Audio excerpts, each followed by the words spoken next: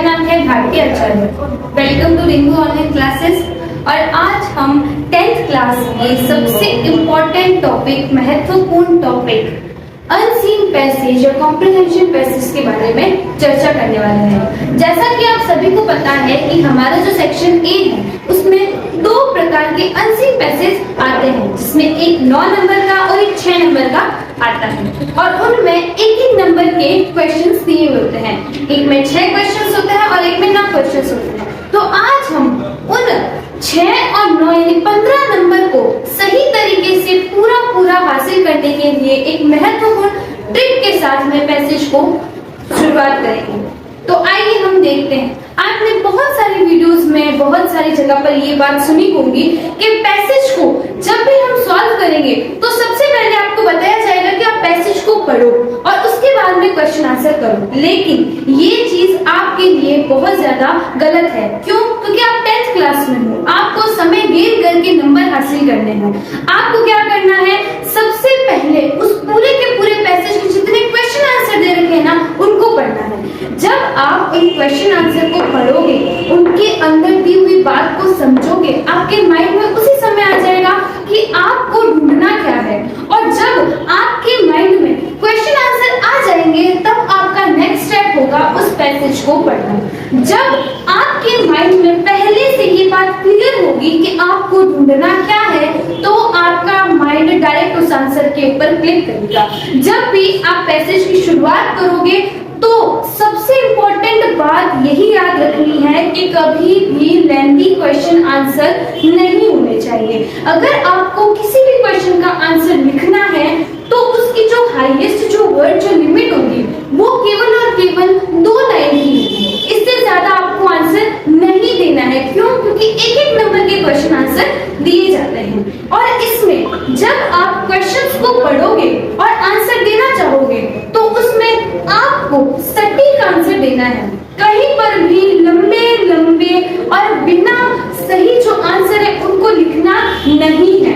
अगर आपको क्वेश्चन दे रखा है और वो हेल्पिंग वर्ब से शुरू है, हेल्पिंग वर्ब मतलब इज, आर, एम, वाज, वर, ये जितनी भी हेल्पिंग वर्ब्स हमारे पास में हो चुकी है, उनमें से आपको अगर क्वेश्चन दे रखा हो, क्वेश्चन की शुरुआत में हेल्पिंग वर्ब हो, तो आपको उनका आंसर केवल और केवल यस या नो में देना है। उसके अंदर आपको उस आंसर का एक्सप्लेनेशन नहीं करना है।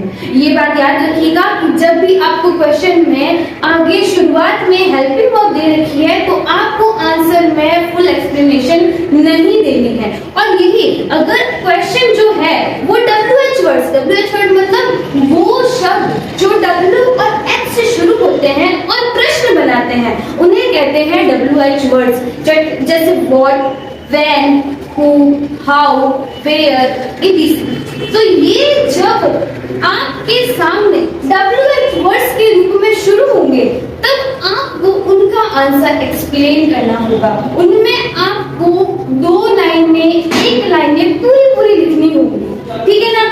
और इनके अंदर जब भी आपको आंसर लिखना है तो आप सबसे पहले उस नॉर्मली बच्चे क्या करते हैं कि क्वेश्चन देखा, उससे सिमिलर जहां पर भी लाइन पैसेज में मिल रही है वो उसका आंसर बना देते हैं। लेकिन नहीं, हर बार ये चीज सही नहीं होती है। जब भी जैसे शुरुआत में हमने पढ़ा था कि हमें पहले क्वेश्चन आंसर देखने और फिर पैसेज पढ़ना है, तो हमें उसी वक्त ये बात समझ में आ जाएगी कि जो हमारा क्वेश्चन है ना वो हमें पूछ क्या रहा है। अगर उसने पूछा है ना कि राम को किसने मारा और ऊपर वो लाइन ये दे रखी है कि राम ने इसलिए मारा, तो हमें वो आंसर नहीं लिखना है।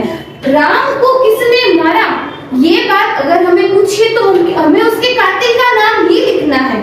अगर वो हो सकता है कि उस लाइन के ऊपर वाली लाइन में उसका आंसर हो, उस लाइन के नीचे वाली लाइन में आंसर हो, तो ये सब चीजें उस वक्त बहुत जरूरी है।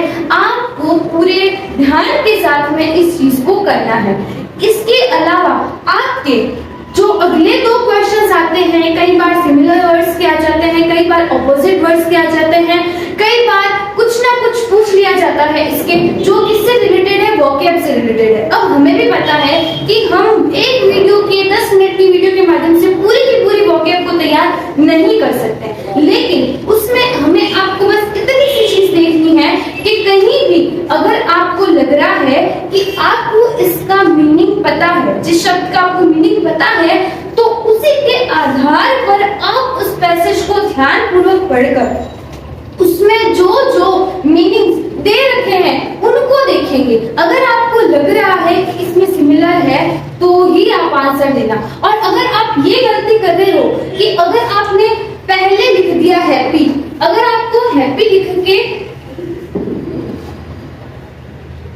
इसका ऑपोजिट पूछ रखा है पैसेज के अंदर से, अब पैसेज के अंदर इसका आंसर आपको नहीं मिल रहा है, लेकिन आपको पता है कि हैप्पी का आंसर सैड होता है, तो अब आप पैसेज के अंदर उस लाइन को देखो, उस जगह पे जाओ जहां पर दुख का भाव आ रहा है, तब आपको समझ में आएगा कि वो जो शब्द है ना वो क्या है जो हैप्पी का अपोजिट होता है। तो इस तरीके से आपको सारे के सारे जो क्वेश्चन आंसर है उन्हें बहुत ही ध्यानपूर्वक अटेंड करना है। इसके अलावा इनमें जो जो छोटे बड़े क्वेश्चंस दिए हुए होते हैं इनका आंसर हमें पैसेज के अंदर से ही लिखना होता है।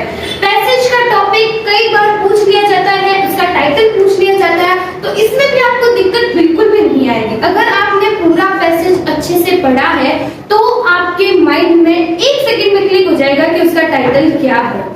तो इस वजह से जब भी टाइटल बनाओ तो ज्यादा टेंशन लेने की जरूरत नहीं है, बिल्कुल भी फिक्र करने की जरूरत नहीं है। जो उस पैसेज की मेन थीम है ना वही उसका टाइटल होगा, जो उस पैसेज में बार बार रिपीट हो रहा है वही उसका टाइटल होगा। तो इसी वजह से अच्छे से ध्यानपूर्वक इस पैसेज वाले क्वेश्चंस को अटेंड कीजिए। ये मुफ्त के नंबर है, इन्हें बिल्कुल भी गंवाना नहीं है। इस शानदार एक बढ़िया सी ट्रिक के साथ में आप हमेशा की तरह हमें सपोर्ट करते रहिए और देखते रहिए rainbow online classes. Thank you.